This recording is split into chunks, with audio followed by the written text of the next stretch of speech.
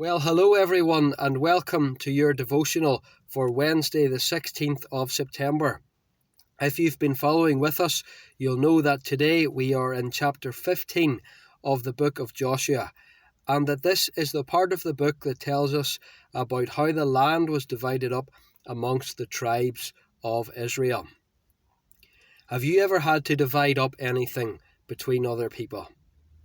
Just imagine you're at the dinner table and you're responsible for dividing up the dessert after dinner. It's a chocolate cake or perhaps a pavlova or cheesecake, and you divide it between people and put it on their plates, and someone accuses you of giving a larger slice to the other person than they got. I can just imagine that very thing happening at the table that I have dinner at. Or imagine that two people are responsible for cleaning a house or a flat, and one person decides that they will clean the kitchen sink, and the other person is left with cleaning everything else. But how do you divide something up like that equally? Does one person do the whole kitchen and part of the sitting room? What about the person that has maybe one or two bathrooms to do? Or if you give another person the bathroom, how do you ever make it fair so that people are doing exactly the same work? And how do you divide things perfectly, equally, all the time? There's a lot of focus on our day on equality and on achieving an equal balance in everything. But can an equal balance be achieved perfectly all the time? And is life like that? You may have noticed in reading the book of Joshua that there is no such focus here on equality in dividing the land. Rather, some tribes received more land than other tribes, and that wasn't disputed, at least not very often, by many of the tribes. If they wanted to receive more land, they needed to have a good reason for doing so. Because these tribes believed that there were things that had happened in the past, things that had been handed down that entitled certain tribes to receive more than others.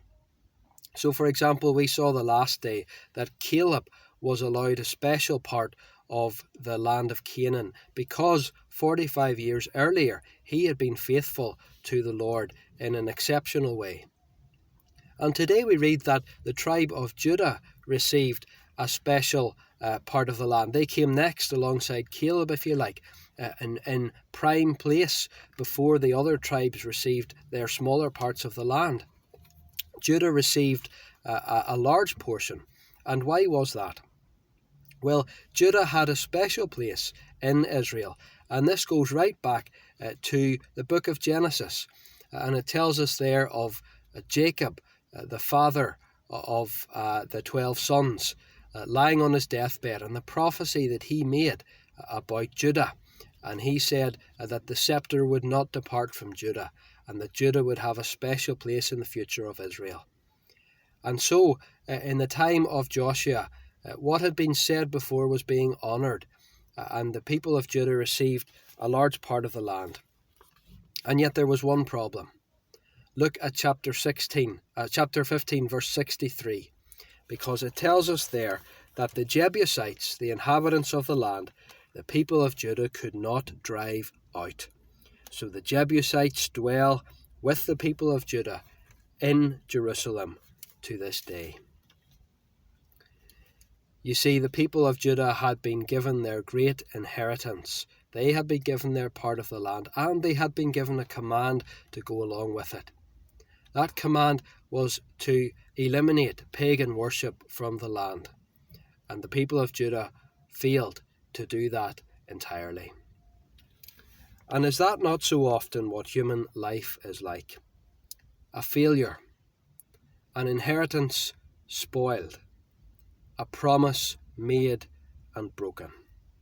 And this is repeated over and over again amongst people and amongst their descendants. And yet here in the Old Testament, the book of Judah points forward to the Lion of the tribe of Judah. Yes, Jesus Christ. Unlike the tribe that he was from, Jesus did not fail in what he was given to do. Jesus did not spoil his inheritance, all that had been passed on to him.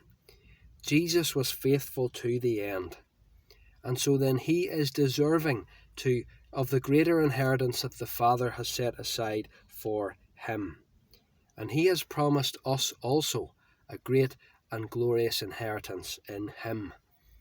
It's Jesus that we look to today, for he is the faithful one from the tribe of Judah. And do you have him in your life today? Is he your Lord and is he your Saviour? And are you trusting today in him? I hope and pray that you will.